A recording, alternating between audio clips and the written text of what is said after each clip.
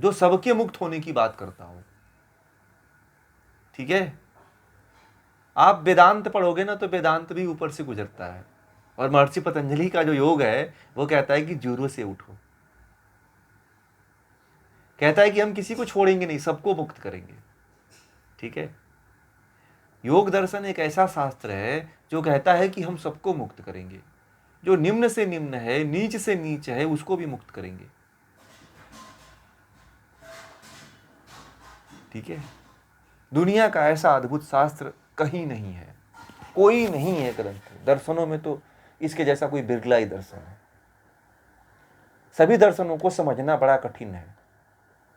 सबसे सरल यदि कोई है तो योग दर्शन है, ये भी ध्यान देना आप लोग। सबसे कठिन न्याय है। ठीक है, और वेदांत तो एकदम गहरी बात है, उसमें तो आम व्यक्ति घुस ही नहीं सकता है।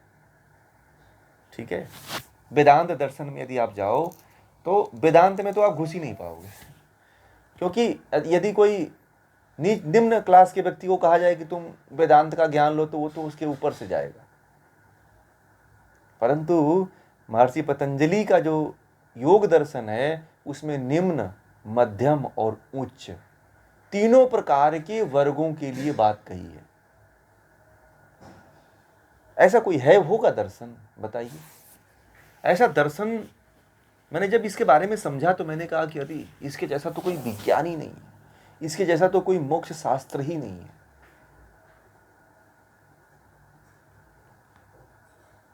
कि सबकी बात करता हो, सबके साथ की, सबके विकास की, सबके मोक्ष की बात करता हो।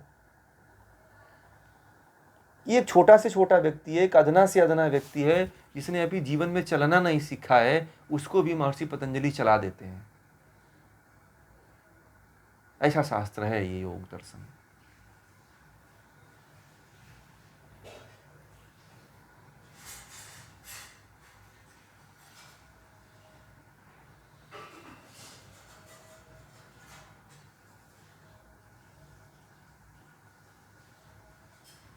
जी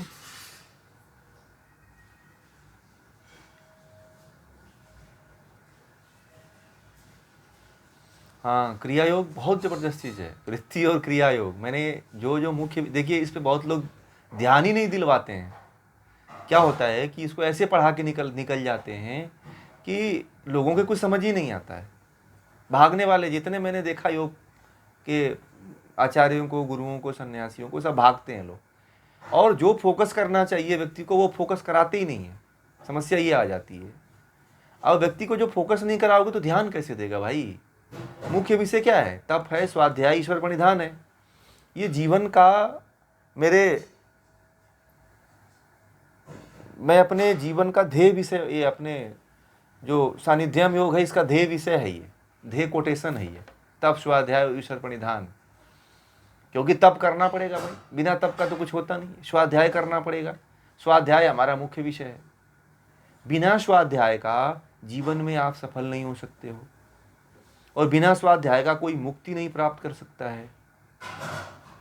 बहुत सी ऐसी गुरु हैं जो कहते हैं कि स्वाध्याय की जरूरत नहीं है, तुम केवल मेरी बात सुनते रहो।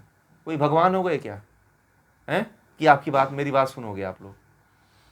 जो अपने आप को देवी और भगवान घोषित कर देता हो, उससे बड़ा ढोंगी और पाखंडी कोई नहीं होगा। ठीक है, जो अपने आप को आत्मा होकर के अपने आप को भगवान घोषित कर दे, वो समझ लेना कि वो गुरु नहीं है।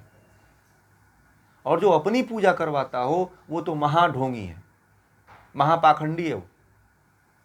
ठीक है, मैंने देखा नित्यानंद जी अपना जो है पूजा करवा रहे हैं, अपने आप को भगवान शिव बना लिए हैं और नंदी अपने आगे खड़ा करवा लिए हैं।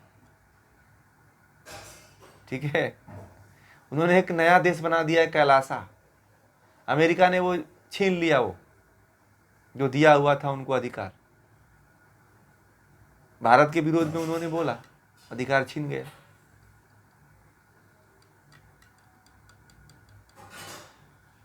तो मतलब ऐसे ऐसे लोग हैं जो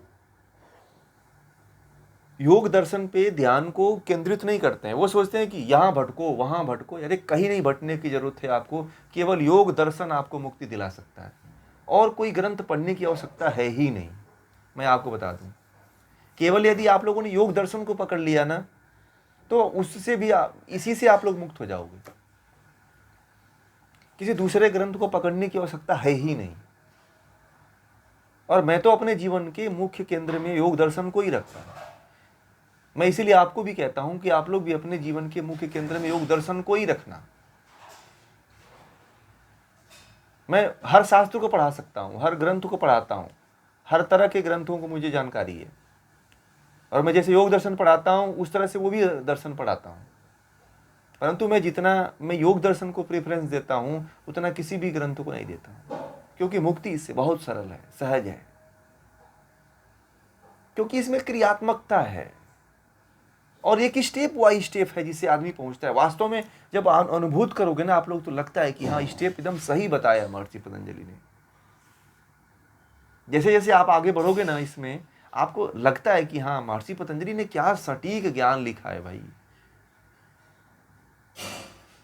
मैंने देखा है कि अन्य लोगों का आप अपने जीवन में प्रयोग करके देखना, नहीं प्रयोग उसका दिखाई देता है, परंतु महर्षि पतंजलि का प्रयोग करके देखना, साक्षात एकदम उतरता जाता है।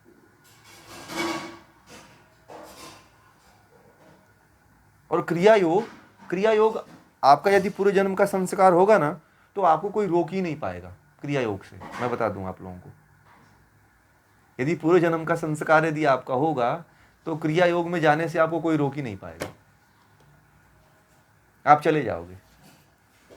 परंतु आपको भी नहीं पता है ना, मुझे भी नहीं पता है, काहे लिए झूठ बोलूं कि मुझे पता है आप लोगों का और मेरा पता है मेरा।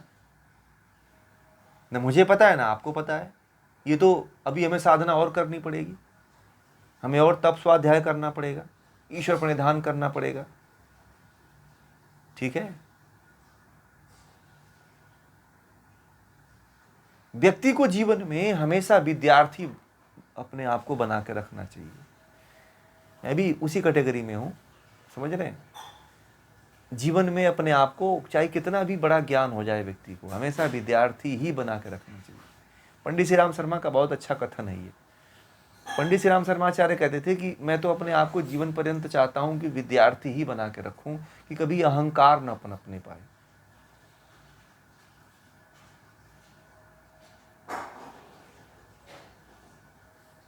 जी जी जी, अच्छा जी जी, हाँ हाँ हाँ हाँ हाँ हाँ।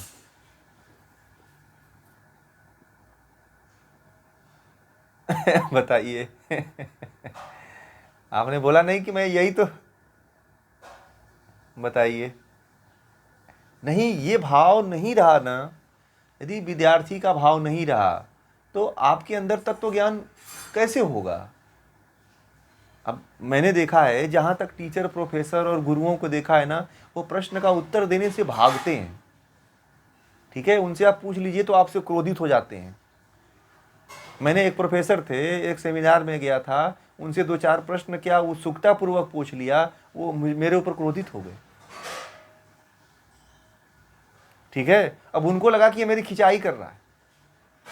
अरे मैं तो सहजता से प्रश्न कर रहा था भाई कि आपको ज्ञान हो तो बता दो।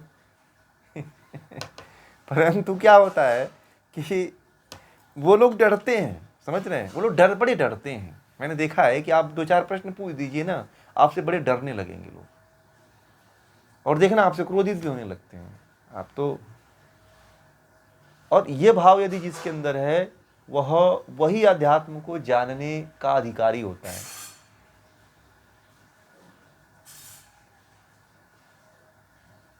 क्योंकि यदि आप किसी महान गुरु आचार्य के पास जाते हो, तो वह कुछ और कुछ नहीं पूछता है, ज्ञान पूछता है। क्या जानना चाहते हो, क्या सीखना चाहते हो, क्या करते हो, ये पूछता है। ये नहीं पूछता है कि तुम पैसा कमाते हो कि नहीं कमाते हो, तुम्हारा नाम क्या है, तुम किस प्रांत से हो, तुम किस जाति से हो। ये जो पूछे तो समझना कि वो गुरु है ही नहीं है।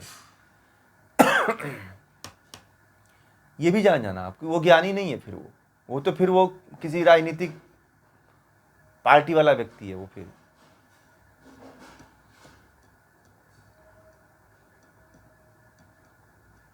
राजनीति वाले जितने मिलेंगे सबसे पहले पूछेंगे कहाँ से हो आप, क्या करते हो, किस समाज से हो आप, कहाँ से आए हो, यही पूछेंगे राजनीति वाले व्यक्ति। वो आप ज्ञान की बात नहीं पूछेंगे। और आपने यदि ज्ञान की बात पूछ लिया उनसे तो फिर आपके प्रति तो क्रोधित हो जाएंगे, डर जाते हैं, बड़े तेज भागते हैं वो। फिर आपको देखेंगे ना तो आपसे भागते हैं। मैंने एक दिन बोला था ना, मैंने एक आदि शंकराचार्य से पूछा भी था मैंने, तो दूसरे दिन तो मुझे आने ही नहीं दिए वो लोग, पहुँचने ही नहीं दिए वहाँ। बोले कि नहीं आप एंट्री मत देना, बोल देना कि वीआईपी कोटा भर गया है। जनरल भी, मैंने बोला जनरल भी बोलो, बोले जनरल में भी नहीं जा सकते। मैं कहा कि हद हो गई है, तो कौन से आचार्य महामंडलेश्वर हैं यार। तो ये बात होती है। इसीलिए आप अब कभी मत छोड़ो, दुनिया में आपको भले लोग कहें कि विद्यार्थीपन को छोड़ो, कभी मत छोड़ो ना, आपका ये स्वभाव होना चाहिए। और आप लोग जितने ही यहाँ पढ़ते हो ना, सब लोग अपने आप भीतर यही भाव रखना। क्यों? क्योंकि आप के अंदर कभी अहंकार नहीं आएगा, और दूसरी चीज आपके अंदर विनम्रता बनी रहेगी और ज्ञान की वृद्धि होती रहेगी। जो अपने आप को गुरु मान बैठे हैं, पूछना वो कितने पीड़ा में है। जो अपने आप को अभी गुरु बना बैठे हैं, वो जितना पीड़ा में गुरु होता है उतना दुनिया का कोई भी शख्स नहीं होता, क्योंकि गुरु घंटाल हो जाता है। हमेशा अपने आप को जीरो की पोजीशन पर रखना चाहिए। कहाँ पे? जीरो के। उसमें पाई बन गई, उसमें टाई बन गई, उसमें खिंच गया, उसमें ऐसा बन गया तो फिर गड़बड़ हो जाता है। ठीक है? जीरो को कहीं भी लुढ़का दो, गेंद को कहीं भी लुढ़क जाता है। समझ में आ गई बातें? अगर 1 2 है ना, 3 4 5 बन गया तो फिर उसे उठा कर रखना पड़ता है, बड़ा मुश्किल हो जाता है जीवन। इसीलिए क्या रखो अपने आप को जीरो के पोजीशन पे हमेशा रखना आप लोग। ये जीवन जीने का तरीका बता रहा हूँ आप लोगों को। कभी कभी हार नहीं होगी, कभी आपका पतन नहीं होगा, कभी आपका विनाश नहीं होगा,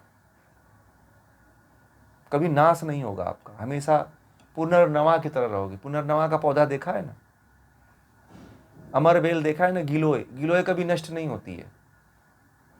उसकी डंडी तोड़ के घर में 6 महीना रख दो, सूखती नहीं है। फिर उसे उस डंडी को जाके लगा दो 6 महीने बाद, तो फिर पत्ते उग जाते हैं उसमें से। यदि गिलोय सूख गई हो, वो भी ले आके लगा दो तो उसमें से भी उगने लगता है। मैंने ये भी देखा है। बड़ी अद्भुत होती है गिलोय, जिसको अमरबेल बोलते हैं। ऐसा होना चाहिए जीवन में, विनम्रता का भाव। जीरो पे हमेशा अपने आप को रखो, आप जीरो पोजीशन पे नहीं।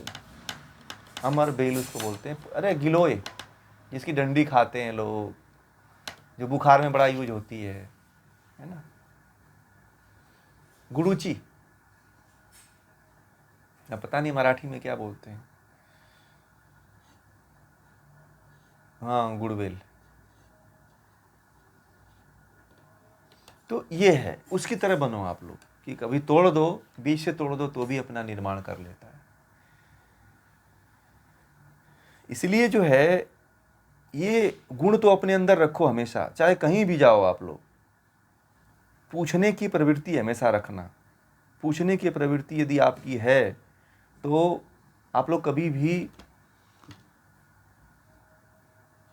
कमजोर नहीं होंगे, कभी हारोगे नहीं, हमेशा जीत होगी, हमेशा आपका उत्थान होता रहेगा।